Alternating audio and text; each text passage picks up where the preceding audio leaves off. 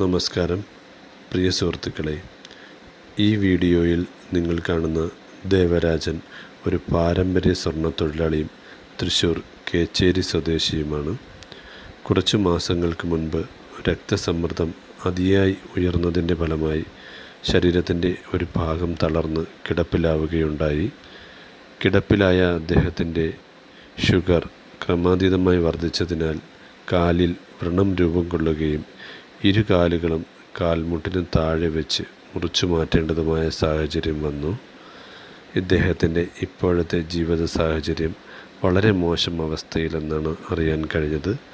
പരസഹായമില്ലാതെ ഒന്ന് ചലിക്കാൻ പോലും സാധിക്കാതെ കിടക്കയിൽ തന്നെ ചിലവഴിക്കുകയാണ് അദ്ദേഹം.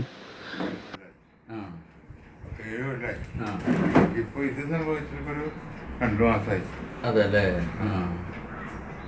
ഇതിപ്പോ ഏത് ഹോസ്പിറ്റലിന് ചെയ്തത്? മെഡിക്കൽ കോളേജിൽ നിന്ന്. ഇപ്പോഴും മരുന്ന് കഴിക്കണുണ്ടല്ലോ ഇപ്പൊ? ഉണ്ടല്ലേ.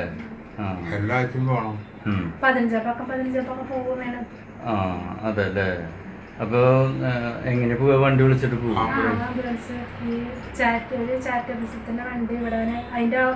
ഡ്രൈവർ ഇവിടെ തന്നെയാണ്. അപ്പൊ അവരോട് പറഞ്ഞിട്ട് അങ്ങനെ ആംബുലൻസ് വിളിച്ചിട്ടാണ് കൊണ്ടുപോയത്. അപ്പോഴേക്കപ്പോ പോയിട്ട് വരാൻ പറ്റുമല്ലോ അല്ലേ? പോയ പിന്നെ ചിലപ്പോ 5-6 മണിക്കൂർ കഴിഞ്ഞിട്ടേ വരുള്ളൂ. അതുവരെ വണ്ടി അവിടെ വെയിറ്റ് ചെയ്യും. അല്ലാതെ യാത്ര ചെയ്യാൻ വയ്യല്ലോ. ട്യൂബൊക്കെ ഇട്ട കാരണം ഇരുന്നിട്ട് പോകാനും ഉണ്ടാവാനും പറ്റും. പിന്നെ പരസഹായം ഇല്ലാതെ എനിക്ക് ഒറ്റയ്ക്കും കൊണ്ടുപോകാൻ പറ്റും. മാറുന്നുണ്ട്, ഒക്കെ വരുന്നുണ്ട് എന്നൊക്കെ തന്നെയാണ് പറയുന്നത്. ആദ്യമൊക്കെ കാലിങ്ങനെ പിടിക്കുമ്പോ വെള്ളം തന്നെ അങ്ങനെ നീരൊറ്റി വീണൊരു കണ്ടീഷൻ. പിന്നെ അങ്ങനെയൊന്നുമില്ല, ചെറുതായിട്ടൊരു മാറ്റം. ഇങ്ങനെ ആ വെള്ളം വരവ് തന്നിട്ട് ഇങ്ങനെ ഒരു ഉണക്കത്തിന്റെ ഇത് നമുക്കപ്പോ അറിയാലോ. വെള്ളം വരാണ്ട് ഉണക്കുണ്ട്. ഷുഗർ കൺട്രോളിലാണ് ഇപ്പൊ? ഷുഗർ 123 കുറഞ്ഞുണ്ട് അല്ലേ? പിന്നെ വെള്ളിയാഴ്ച ദിവസം അത് നോക്കിയിട്ട് ആണ് ശനിയാഴ്ച കാലത്ത് കൊണ്ടുപോകും. 2 ശനിയാഴ്ച കൂടുമ്പോൾ 15 ദിവസം കൂടുമ്പോൾ ശനിയാഴ്ച ദിവസം മാത്രമേ പോകാൻ പറ്റൂ. ഡോക്ടറെ കാണാം. എന്തായാലും ആഴ്ചയില് ഒരു തവണ പോണോ അല്ലേ? ഒരു തവണ പോയിട്ട് ഇപ്പൊ ഒരു ട്യൂബ് വേറെ മാറ്റുക ചെയ്യും. എടുത്തിട്ട് മാറ്റി. പിന്നെ വേറെ ഏതെങ്കിലും സംഘടനകൾ ഇവിടെ ബന്ധപ്പെട്ട് ഉണ്ടായിണ്ടോ? ഇല്ല അല്ലേ? പിന്നെ ആ ഒരു വീഡിയോയിൽ ഇല്ല, അപ്പോഴും ഈ പ്രളയത്തിന്റെ ഒരു ഇതെല്ലാം ഉണ്ടായിരുന്നു. അതൊന്നും അങ്ങനെ കാര്യമായിട്ടൊന്നുമില്ല. കിട്ടിയ കാശ് ഇതേപ്പോ ചികിത്സക്കായിട്ട് സർക്കാർ ഹോസ്പിറ്റലായാലും എന്തായാലും നമുക്ക് ചെലവുണ്ട്. കാരണം പോക്ക് വരാനുള്ള ചെലവും പിന്നെ ഈ വീടിന് വെച്ചാൽ 4000 രൂപ. അദ്ദേഹം ഭർത്താവിനെ ശുശ്രൂഷിക്കാനും നിത്യവൃത്തിക്ക് പോലും വകയില്ലാതെ ജീവിതത്തിൻ്റെ രണ്ടറ്റവും കൂട്ടിമുട്ടിക്കാൻ പ്രയാസപ്പെടുകയാണ് അദ്ദേഹത്തിൻ്റെ ഭാര്യ. 5ാം ക്ലാസ്സിലും 9ാം ക്ലാസ്സിലും പഠിക്കുന്ന 2 കുട്ടികളാണ് ഇദ്ദേഹത്തിനുള്ളത്.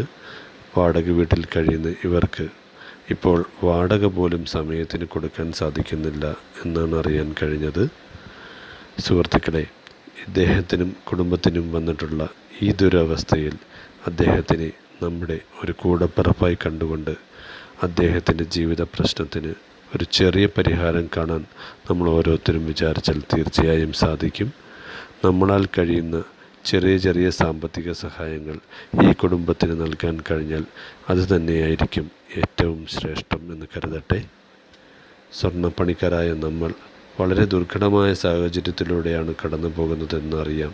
എങ്കിൽ പോലും നമ്മുടെ ഒരു ചെറിയ സഹായം ഒരു കുടുംബത്തിൻ്റെ തോരാ കണ്ണീരിന് ആശ്വാസമേകാൻ ഉതകുമെങ്കിൽ അത് തന്നെയായിരിക്കും ഏറ്റവും മഹത്തരമെന്ന് പറഞ്ഞുകൊള്ളട്ടെ.